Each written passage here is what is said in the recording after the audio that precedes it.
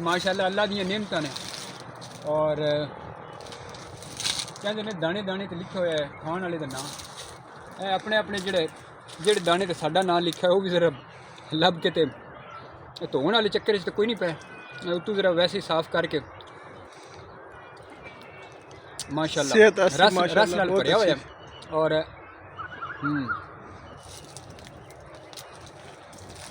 माशाल्लाह जी चस आ गई।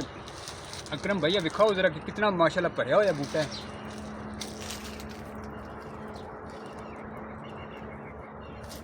देखो जी।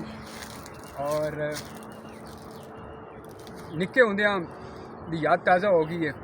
कच्चियां ही कई दफ़ा गली महल्लियां दे विच तोड़ लैंदे होंदे ते खरीद के खाण दी अपने ही मज़ा है। लेकिन जेड़ा बूटियां दे उत्तों जेड़ा मुफ्त च बूटियां तो खो के खाण दा मज़ा है ना, ओदी मैं कहना कि ओदी कोई मिसाल नहीं है। बहुत शुक्रिया। बागी ताज़ा फल जनाब, वो भी ताज़ा फल दरख्तां दे उत्तों खो के ते हरीपुर वाले पासे खानपुर वाले पासे खास तौर पर उस साइड से ज़्यादा फल पाया जाता है लोकल। लेकिन हुण तो पंजाब के मुख्तलिफ इलाके ने, इस्लामाबाद तो खैर हर तरह का फल जो है वो मौजूद है। तो पंजाब भी हुण तो बहुत ज़्यादा बगात लाए गए हैं। खुरमानियां लगी हुई ने, लुकाटां लगी हुई ने, आड़ू लगे हुए हैं, सेब की भी काश्त जी चल रही है। जो ठंडे इलाकों के फल ने उन्होंने इस साइड पर लैके आया जाए और ये होना चाहिए ताकि जी चीज़ की अगर कोई अनाज की या फल फ्रूट की कोई कमी बेशी है तो उसनूं वेले दे नाल पूरा किया जा सके।